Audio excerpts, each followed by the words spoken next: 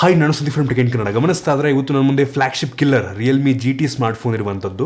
ಈ ಒಂದು ಫೋನ್ನ ಸ್ಪೆಷಾಲಿಟಿ ಏನಪ್ಪ ಅಂತಂದರೆ, ಈ ಒಂದು ಫೋನ್ನ ಪ್ರತಿಯೊಂದು ಸ್ಪೆಸಿಫಿಕೇಶನ್ ಕೂಡ ಅಲ್ಟಿಮೇಟ್ ಆಗಿರುವಂಥದ್ದು. ಅದಕ್ಕೋಸ್ಕರನೇ ರಿಯಲ್ಮಿ ಅವರು ಈ ಒಂದು ಫೋನ್ಗೆ ಸ್ಲೋಗನ್ನ ಫ್ಲಾಗ್ಶಿಪ್ ಕಿಲ್ಲರ್ ಅಂತ ಇಟ್ಟಿರುವಂಥದ್ದು. ನಾನು ಈ ಒಂದು ವಿಡಿಯೋ ಮಾಡೋ ಟೈಮಲ್ಲಿ ಈ ಒಂದು ಫೋನ್ನ ಬೆಲೆ ಇನ್ನೂ ರಿವೀಲ್ ಆಗಿಲ್ಲ. ನನಗೆ ಅನಿಸ್ದಂಗೆ ಒಂದು ಫೋನ್ ಬೇಸಿಕ್ ವೇರಿಯಂಟ್ ಸುಮಾರು 35,000 ರೇಂಜಲ್ಲಿ ಲಾಂಚ್ ಆಗ್ಬೋದು ಅಂತ ಅನ್ನಿಸ್ತಾ ಇದೆ. ಶಾಕ್ ಕೊಟ್ಟು ಇನ್ನೂ ಕಡಿಮೆಗೆ ಲಾಂಚ್ ಮಾಡಿದ್ರೆ ಹೆವಿ ಖುಷಿ ಆಗುತ್ತೆ ನನಗೆ.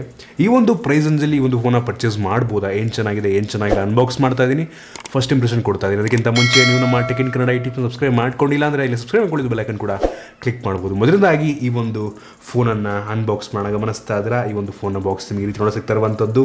ಈ ಒಂದು ಬಾಕ್ಸನ್ನು ಓಪನ್ ಮಾಡಿದ ತಕ್ಷಣ ಇನ್ನೊಂದು ಸಣ್ಣ ಬಾಕ್ಸ್ ಸಿಗ್ತಾ ಇದೆ. ಅದರಲ್ಲಿ ನಿಮಗೆ ಸಿಮ್ ಎಜೆಕ್ಷನ್ ಪಿನ್ ಸಿಗ್ತಾ ಇರುವಂಥದ್ದು ಮತ್ತು user manual, quick start guide ಮತ್ತು ವಾರಂಟಿ ಕಾರ್ಡ್ ಮತ್ತೊಂದು ಟ್ರಾನ್ಸ್ಪರೆಂಟ್ ಬ್ಯಾಕ್ ಕವರ್ ಕೂಡ ಇದರಲ್ಲಿ ಸಿಗ್ತಾ ಇದೆ. ಅದನ್ನು ಬಿಟ್ಟರೆ ಇದರ ಕೆಳಗಡೆ ಡೈರೆಕ್ಟಾಗಿ ಈ ಒಂದು ಫೋನ್ ನಿಮಗೆ ನೋಡ ಸಿಗ್ತಾ ಇರುವಂಥದ್ದು. ಫಸ್ಟ್ ಲುಕ್ಕಲ್ಲಿ ಒಂದು ಲೆವೆಲಿಗೆ ಪ್ರೀಮಿಯಮ್ ಅಂತ ಅನ್ನಿಸ್ತಾ ಇದೆ, ಒಂದು ಲೆವೆಲಿಗೆ ಲೈಟ್ ವೆಯ್ಟ್ ಕೂಡ ಇರುವಂಥದ್ದು. ಇದ್ರ ಬಗ್ಗೆ ಆಮೇಲೆ ಮಾತಾಡೋಣ. ಜೊತೆಗೆ ಈ ಒಂದು ಬಾಕ್ಸಲ್ಲಿ USB Type-C ಡಾಟಾ ಕೇಬಲ್ ಸಿಗ್ತಾ ಇರುವಂಥದ್ದು, Type A ಇಂದ Type-C, ಮತ್ತು ಕೊನೆಯದಾಗಿ ಈ ಒಂದು ಬಾಕ್ಸಲ್ಲಿ 65 ವ್ಯಾಟ್ನ ಫಾಸ್ಟ್ ಚಾರ್ಜಿಂಗ್ ಅಡಾಪ್ಟರ್ ಸಿಗ್ತಾ ಇದೆ. ಸೊ 65 ವ್ಯಾಟ್ ಅಂತ ಅಂದರೆ ಸೂಪರ್ ಅಂತ ಇದು ಬಿಟ್ಟರೆ ಬೇರೆ ಸಹ ಒಂದು ಬಾಕ್ಸ್ ಒಳಗಿಲ್ಲ. ಇನ್ನು ಡೈರೆಕ್ಟಾಗಿ ಒಂದು ಫೋನಿಗೆ ಬಂತು ಅಂತಂದರೆ ಗಮನಿಸ್ತಾ ಇದ್ದೀರಾ, ಈ ರೀತಿ ನೋಡೋ ಸಿಗ್ತಾ ಇರುವಂಥದ್ದು. ಫಸ್ಟ್ ಲುಕ್ಕಲ್ಲಿ ಒಂದು ಲೆವೆಲಿಗೆ ಪ್ರೀಮಿಯಮ್ ಅಂತ ಅನ್ನಿಸ್ತಾ ಇದೆ. ಮೊದಲದಾಗಿ ಒಂದು ಫೋನ್ ಡಿಸೈನ್ ಮತ್ತು ಬಿಲ್ಡ್ ಕ್ವಾಲಿಟಿ ಬಗ್ಗೆ ಮಾತನಾಡಬೇಕಂತಂದರೆ, ಈ ಒಂದು ಫೋನ್ ಒಂದು ಲೆವೆಲಿಗೆ ಲೈಟ್ ವೆಯ್ಟ್ ಇರುವಂಥದ್ದು, ಕೇವಲ 186 ಗ್ರಾಮ್ ವೆಯ್ಟನ್ನು ಹೊಂದಿರುವಂಥದ್ದು ಮತ್ತು ಒಂದು ಲೆವೆಲಿಗೆ ತಿನ್ನಾಗಿದೆ, ಹೆವಿ ತಿನ್ನೋನಲ್ಲ. ನನ್ನ ಹತ್ರ ಇರುವಂಥದ್ದು ಲೆದರ್ ವೇರಿಯಂಟು. ಸೊ ಇದು 9.1 mm ಥಿಕ್ನೆಸ್ಸನ್ನು ಹೊಂದಿರುವಂಥದ್ದು. ನೀವೇನಾದರೂ ಗ್ಲಾಸ್ ವೇರಿಯಂಟ್ ಬರುತ್ತೆ ಹಿಂದ್ಗಡೆ, ಸೊ ಆ ವೇರಿಯಂಟ್ ತಗೋತಾ ಇದ್ದೀರಾ ಅಂತಂದರೆ ಕೇವಲ 8.4 mm ಥಿಕ್ನೆಸ್ ಆ ಒಂದು ವೇರಿಯಂಟ್ ಸಿಗ್ತಾರೆ.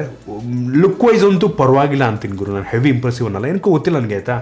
ರಿಯಲ್ಮಿಯಲ್ಲಿ ಒಂದು 15-20 ಸಾವಿರ ರೇಂಜಲ್ಲಿ ಫೋನ್ ತೊಗೊಂಡ್ರು ಕೂಡ ಹಿಂಗೇ ಕಾಣುತ್ತೆ. ಅದೇ 30-35 ಸಾವಿರ ರೇಂಜಲ್ಲಿ ಫೋನ್ ತೊಗೊಂಡ್ರು ಕೂಡ ಸೇಮ್ ಲುಕ್ ಇರುತ್ತೆ, ಏನೋ ಡಿಫ್ರೆನ್ಸೇ ಗೊತ್ತಾಗಲ್ಲ.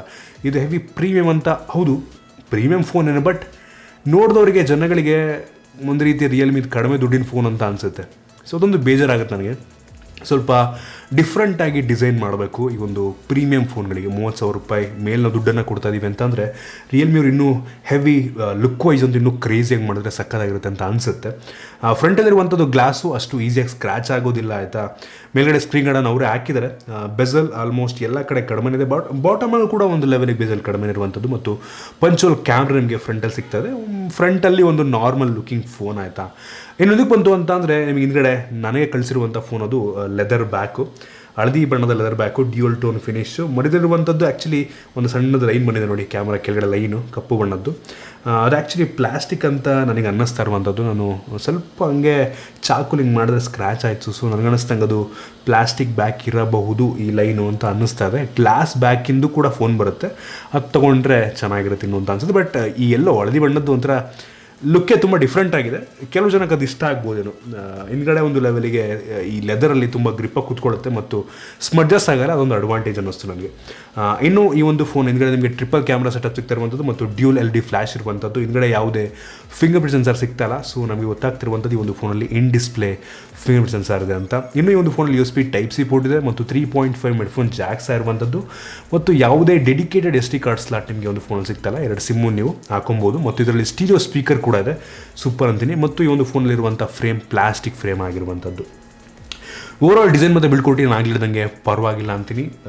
ಆಗ್ಲಿಡ್ದಂಗೆ ರಿಯಲ್ಮಿದು 15,000 ಫೋನ್ ತೊಗೊಂಡ್ರೆ ಹಿಂಗೆ ಇರುತ್ತೆ, 35,000 ಫೋನ್ ತೊಗೊಂಡ್ರೆ ಹಿಂಗೆ ಇರುತ್ತೆ, ಏನೋ ಡಿಫ್ರೆನ್ಸ್ ಗೊತ್ತಾಗಲ್ಲ.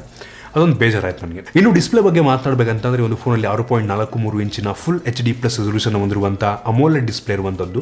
ಡಿಸ್ಪ್ಲೇ ಕ್ಲಾರಿಟಿ ತುಂಬ ಚೆನ್ನಾಗಿದೆ, ವ್ಯೂಯಿಂಗ್ ಆ್ಯಂಗಲ್ಸ್ ತುಂಬ ಚೆನ್ನಾಗಿರುವಂಥ, ತುಂಬ ಬ್ರೈಟಾಗಿ ಕೂಡ ಇದೆ, ಆಯಿತಾ. ಸೊ ನನಗೆ ಡಿಸ್ಪ್ಲೇ ತುಂಬ ಇಷ್ಟ ಆಯಿತು. ಜೊತೆಗೆ 120 Hz ರಿಫ್ರೆಶ್ ರೇಟನ್ನು ಕೂಡ ಈ ಒಂದು ಡಿಸ್ಪ್ಲೇ ಹೊಂದಿರುವಂಥದ್ದು ಸೂಪರ್ ಅಂದರೆ ಇಷ್ಟಪಡ್ತೀನಿ. HDR10ನ ಸಪೋರ್ಟ್ ಮಾಡೋ ಡಿಸ್ಪ್ಲೇ ಅಲ್ಲ ಇದು, ಅಥವಾ 10 ಬಿಟ್ HDR ನೀಡಿದರೆ ಇನ್ನೂ ತುಂಬ ಸಖತ್ತಾಗಿರ್ತಾಯಿತ್ತು, ಕ್ರೇಜಿ ಆಗಿರ್ತಾಯಿತ್ತು. 10 ಬಿಟ್ HDRನ ಈ ಒಂದು ಫೋನಲ್ಲಿ ನೀಡ್ಬೋದಾಗಿತ್ತು ಅಂತ ಅನಿಸುತ್ತೆ. ಇನ್ನು ಹೆವಿ ಆಗಿರ್ತಾ ಇತ್ತು ಡಿಸ್ಪ್ಲೇ. ನನಗನ್ನಿಸ್ತಂಗೆ ಒಂದು ಪ್ರೈಸ್ ರೇಂಜ್ಗೆ ಚೆನ್ನಾಗೇ ಇದೆ. ಇನ್ನು ವೇರಿಯಂಟ್ಗಳ ಬಗ್ಗೆ ಮಾತನಾಡಬೇಕಂತಂದರೆ, ಸದ್ಯಕ್ಕೆ ಒಂದು ಫೋನ್ 2 ವೇರಿಯಂಟಲ್ಲಿ ಲಾಂಚ್ ಆಗ್ತಿರುವಂಥದ್ದು. 8GB ರ್ಯಾಮ್ ಮತ್ತು 128GB ಸ್ಟೋರೇಜ್, ಮತ್ತು ಇನ್ನೊಂದು 12GB ರ್ಯಾಮ್ ಮತ್ತು 256GB ಸ್ಟೋರೇಜು.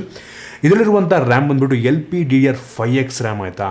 ಸೂಪರ್ ಫಾಸ್ಟ್ ಆಗಿರುತ್ತೆ, ತುಂಬ ಹೆವಿ ಫಾಸ್ಟ್ ಅನಿಸುತ್ತೆ ನಿಮಗೆ ಟಾಸ್ಕ್ ಎಲ್ಲ ಮಾಡೋದಕ್ಕೆ, ಸೂಪರ್ ಅಂತೀನಿ. ಮತ್ತು ಸ್ಟೋರೇಜ್ ಕೂಡ ಅಷ್ಟೇ UFS 3.1 ಸ್ಟೋರೇಜ್ ಆಗಿದೆ.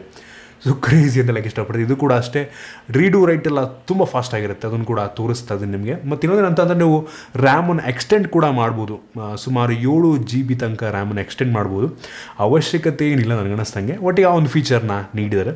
ಸೊ ಇದರಲ್ಲೂ ಕೂಡ ಟಾಪ್ ನಾಚ್ ಅಂತೀನಿ, ಸೂಪರ್ ಆಗಿದೆ. ಇನ್ನು ಪ್ರೋಸೆಸರ್ ಬಗ್ಗೆ ಮಾತನಾಡಲೇಬೇಕು.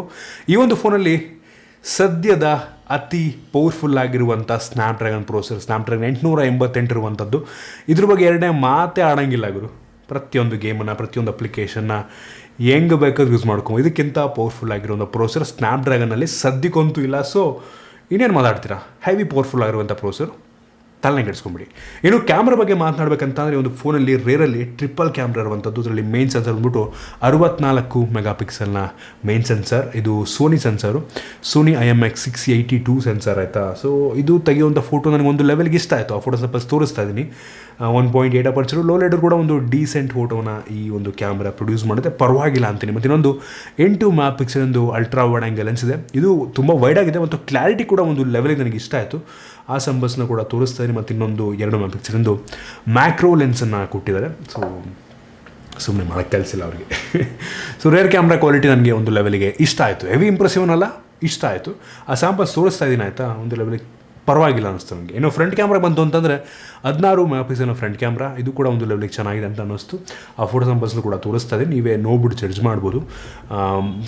ಡೀಸೆಂಟ್ ಅಂತೀನಿ ಫ್ರಂಟ್ ಕ್ಯಾಮ್ರಾ. ಇನ್ನು ವೀಡಿಯೋಗ್ರಫಿ ಬಗ್ಗೆ ಮಾತನಾಡಬೇಕಂತಂದರೆ rear camera 4K video record ಮಾಡಿದ್ರೆ, ಫ್ರಂಟ್ ಕ್ಯಾಮ್ರಾ ಫುಲ್ HDಯಲ್ಲಿ ವಿಡಿಯೋ ರೆಕಾರ್ಡ್ ಮಾಡುತ್ತೆ. ನನಗೆ ಈ ಒಂದು ರೇರ್ ಕ್ಯಾಮ್ರಾದ ವಿಡಿಯೋ ಕ್ವಾಲಿಟಿ ತುಂಬ ಇಷ್ಟ ಆಯಿತು. ಕಲರ್ಸ್ ಎಲ್ಲ ಎದ್ದು ಕಾಣುತ್ತೆ, ಅದೇ ನನಗೊಂದು ಲೆವೆಲಿಗೆ ಇಷ್ಟ ಆಯಿತು.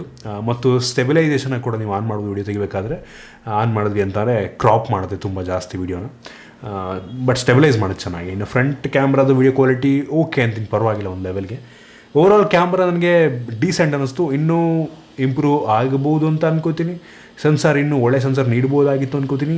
ಇನ್ನು ಸೆಕ್ಯೂರಿಟಿ ಬಗ್ಗೆ ಮಾತನಾಡಬೇಕಂತಂದರೆ ಒಂದು ಫೋನಲ್ಲಿ ಇನ್ ಡಿಸ್ಪ್ಲೇ ಫಿಂಗರ್ ಸೆನ್ಸರ್ ಇರುವಂಥದ್ದು ತುಂಬ ಫಾಸ್ಟ್ ಆಗಿದೆ. ಒಂದು ಫಾಸ್ಟೆಸ್ಟ್ ನಾನು ಯೂಸ್ ಮಾಡಿರೋದ್ರಲ್ಲಿ. ಸೊ ತುಂಬ ಫಾಸ್ಟಾಗಿ ಅನ್ಲಾಕ್ ಮಾಡುತ್ತೆ, ಇಷ್ಟ ಆಯ್ತು ನನಗೆ. ಇನ್ನು ಈ ಒಂದು ಫೋನಲ್ಲಿ ಫೇಸ್ ಅನ್ಲಾಕ್ ಕೂಡ ಇದೆ ಆಯಿತಾ. ಸೊ ಯೂಶ್ವಲಿ ರಿಯಲ್ಮಿದು ಫೇಸ್ ಅನ್ಲಾಕ್ ಹೆವಿ ಫಾಸ್ಟ್ ಆಗಿರುತ್ತೆ, ಗಮನಿಸ್ತಾ ಇದ್ದೀರಾ, ಸಖತ್ ಫಾಸ್ಟಾಗಿ ಫೇಸ್ ಅನ್ಲಾಕನ್ನು ಮಾಡುತ್ತೆ. ಇದು ಕೂಡ ತುಂಬ ಇಷ್ಟ ಆಯ್ತು ನನಗೆ. ಇನ್ನು ಬ್ಯಾಟ್ರಿ ಬಗ್ಗೆ ಮಾತನಾಡಬೇಕಂತಂದರೆ ಈ ಒಂದು ಫೋನಲ್ಲಿ 4500 mAh ಕೆಪಾಸಿಟಿ ಬ್ಯಾಟ್ರಿ ಇರುವಂಥದ್ದು. ಒಂದು ಲೆವೆಲಿಗೆ ಓಕೆ, 5000 ನೀಡ್ಬೋದಾಗಿತ್ತು, ಬಟ್ 4500 ನೀಡಿದ್ದಾರೆ. ಆದರೆ ಕಾಂಪನ್ಸೇಟ್ ಮಾಡೋದಕ್ಕೆ ಈ ಒಂದು ಬಾಕ್ಸಲ್ಲಿ 65 ವ್ಯಾಟ್ನ ಫಾಸ್ಟ್ ಚಾರ್ಜಿಂಗ್ ಅಡಾಪ್ಟರ್ ಕೊಟ್ಟಿರುವಂಥದ್ದು. ಈ ಒಂದು ಫೋನ್ನ ಕೇವಲ 35 ನಿಮಿಷದಲ್ಲಿ ಫುಲ್ ಚಾರ್ಜ್ ಮಾಡಬಲ್ಲಂಥ ಕೆಪಾಸಿಟಿ ಆ ಒಂದು ಚಾರ್ಜರ್ಗಿದೆ. ಸೊ ಕ್ರೇಜಿ ಅಂತ ಹೇಳೋದಕ್ಕೆ ಇಷ್ಟಪಡ್ತೀನಿ. ಇನ್ನೇ ಒಂದು ಫೋನಲ್ಲಿ ಸ್ಟೀರಿಯೋ ಸ್ಪೀಕರ್ ಇರುವಂಥದ್ದು, ಬಾಟಮಲ್ಲಿ ಮತ್ತು ಇಯರ್ ಪೀಸಲ್ಲಿ ಒಟ್ಟು ಅದು 2 ಸ್ಟೀರಿಯೋ ಸ್ಪೀಕರ್ ರೀತಿ ಕೆಲಸವನ್ನು ಮಾಡುತ್ತೆ. ಸ್ಪೀಕರ್ನ ಕ್ಲಾರಿಟಿ ಕೂಡ ನನಗೆ ಇಷ್ಟ ಆಯಿತು, ತುಂಬ ಕ್ಲಿಯರಾಗಿ ಬರುತ್ತೆ ಸೌಂಡು. ಓಕೆ, ನನಗೆ ಇಷ್ಟ ಆಯಿತು ತುಂಬ. ಇನ್ನೇ ಒಂದು ಫೋನಲ್ಲಿ ಆ್ಯಂಡ್ರಾಯ್ಡ್ 11ನ ಬೇಸ್ ಆಗ್ತಿರುವಂಥ ರಿಯಲ್ಮಿ UI ಇರುವಂಥದ್ದು. ಸೊ ಪರವಾಗಿಲ್ಲ, ಒಂದು ಲೆವೆಲಿಗೆ ಸ್ಟಾಕ್ ಆ್ಯಂಡ್ರಾಯ್ಡ್ ಎಕ್ಸ್ಪೀರಿಯನ್ಸನ್ನು ಈ ಒಂದು ಫೋನ್ ನೀಡುತ್ತೆ. ನಿಯರ್ಲಿ ಸ್ಟಾಕ್ ಆ್ಯಂಡ್ ಅಂತ ಅಂತೀನಿ ಆಯಿತಾ.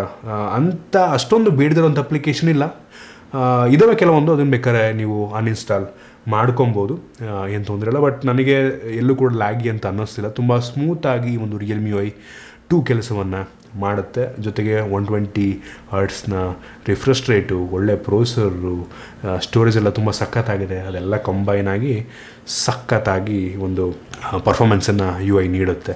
ಇನ್ನು ಈ ಒಂದು ಫೋನಲ್ಲಿ ಸುಮಾರು 8 5G ಬ್ಯಾಂಡ್ಸ್ಗಳನ್ನು ಸಪೋರ್ಟ್ ಮಾಡ್ತಿರುವಂಥದ್ದು ಒಂದು ಒಳ್ಳೆಯ ವಿಷಯ. ಮತ್ತು ಕ್ಯಾರಿಯರ್ ಅಗ್ರಿಗೇಷನ್ನ ಕೂಡ ಈ ಒಂದು ಫೋನ್ ಸಪೋರ್ಟ್ ಮಾಡುತ್ತೆ. ಸೊ ಇದಿಷ್ಟು ಈ ಒಂದು ಫೋನ್ನ ಮೇನ್ ಫೀಚರ್ಸ್ ಆಯಿತಾ. ನೀವಾದರೆ ಕೇಳ್ಬೋದು ಈ ಒಂದು ಫೋನನ್ನು ಈ ಒಂದು ಪ್ರೈಸ್ ರೇಂಜಿಗೆ, ಒಂದು ವೇಳೆ 35,000 ಪ್ರೈಸ್ ರೇಂಜಿಗೆ ಪರ್ಚೇಸ್ ಮಾಡ್ಬೋದಾ ಅಂತ ನಾನಂತೀನಿ. ನಿಮ್ಮ ರಿಕ್ವೈರ್ಮೆಂಟನ್ನು ನೀವು ಯೋಚನೆ ಮಾಡ್ಕೊಳ್ಳಿ ಆಯಿತಾ. ನಿಮಗೆ ಈ ಒಂದು ಫೋನ್ ನನ್ನ ಪ್ರಕಾರ, ನನ್ನ ಪರ್ಸನಲ್ ಒಪಿನಿಯನು ನೋಡಿದ್ರೆ ಇದು ಕಡಿಮೆ ದುಡ್ಡಿನ ಫೋನ್ ಅಂತ ಅನಿಸುತ್ತೆ. ಬಟ್ ಇದ್ರ ಒಳಗಡೆ ಇರುವಂಥ ಸ್ಪೆಸಿಫಿಕೇಷನ್ ಕ್ರೇಜಿ ಆಗಿದೆ. ಪ್ರತಿಯೊಂದು ಸ್ಪೆಸಿಫಿಕೇಷನ್ ಕೂಡ ಅಲ್ಟಿಮೇಟ್ ಆಗಿರುವಂಥ ಒಳ್ಳೆ ಪ್ರೋಸೆಸರು, ಒಳ್ಳೆ ಡಿಸ್ಪ್ಲೇ, ಒಳ್ಳೆ ಸ್ಟೋರೇಜು, ರ್ಯಾಮು, ಕ್ಯಾಮ್ರಾ ಒಂದು ಲೆವೆಲಿಗೆ ಚೆನ್ನಾಗಿದೆ, ಬ್ಯಾಟ್ರಿ ಪರವಾಗಿಲ್ಲ, ಫಾಸ್ಟ್ ಚಾರ್ಜರು, ಸೆಕ್ಯೂರಿಟಿ ತುಂಬ ಚೆನ್ನಾಗಿದೆ. ಸೊ ಇಷ್ಟ ಆಯಿತು, ತುಂಬ ಚೆನ್ನಾಗಿದೆ. 35,000 ರೂಪಾಯಿಗೆ one of the best option, one of the option ಆಗ್ಬೋದು ನನಗೆ ಅನ್ನಿಸ್ದಂಗೆ. ನಿಮ್ಮ ರಿಕ್ವೈರ್ಮೆಂಟನ್ನು ತಲೆಯಿಟ್ಕೊಳ್ಳಿ. ಕೆಲವು ಜನಕ್ಕೆ 35,000 ಕೊಟ್ಟು ರಿಯಲ್ಮಿ ಫೋನ್ ತೊಗೊಬೇಕಾ ಅಂತ ಅನ್ನಿಸ್ಬೋದು ಕೆಲವು ಜನಕ್ಕೆ. ಸ್ವಂತವರು ಬೇರೆ ಒಂದು ಫೋನ್ಗಳಿಗೆ ಹೋಗ್ಬೋದು. ಬಟ್ ಸ್ಪೆಸಿಫಿಕೇಷನ್ ವೈಸು ಈ ಒಂದು ಫೋನ್ ಸೂಪರ್ ಆಗಿದೆ. ಸೊ ಇಷ್ಟು ಈ ಒಂದು ಫೋನ್ನ ಬಗ್ಗೆ ನನ್ನ ಆನೆಸ್ಟ್ ಒಪಿನಿಯನ್ನು. ಹೌದು, ಇದು ಒಂದು ಲೆವೆಲಿಗೆ ಫ್ಲ್ಯಾಗ್ಶಿಪ್ ಕಿಲ್ಲರನ್ನೇ. ಡಿಸೈನಿಗೆ ಇನ್ನೊಂದು ಸ್ವಲ್ಪ ಇನ್ವೆಸ್ಟ್ ಮಾಡಿದರೆ ಸಖತ್ತಾಗಿರ್ತಾ ಇತ್ತು. ನಿಮಗೆ ಇದ್ರ ಬಗ್ಗೆ ಏನಿಸುತ್ತೆ ಕೆಳಗಡೆ ಕಾಮೆಂಟ್ ತಿಳಿಸ್ಕೊಂಡು ನೀವು ಇಷ್ಟ ಆದಬಿಟ್ಟು ಲೈಕ್ ಮಾಡಿ ಶೇರ್ ಮಾಡಿದ ನಮ್ಮ ಬೇರೆ ವಿಡಿಯೋ ನಮ್ಮ tech in Kannada YouTube subscribe ಮಾಡ್ಕೊಂಡಿಲ್ಲ ಅಂದರೆ ಸಬ್ಸ್ಕ್ರೈಬ್ ಮಾಡ್ಕೊಳ್ಳೋದು ಬೆಲ್ ಐಕನ್ ಕೂಡ ಕ್ಲಿಕ್ ಮಾಡ್ಬೋದು. ಸಿಗೋಣ ಮುಂದಿನ ವಿಡಿಯೋದಲ್ಲಿ.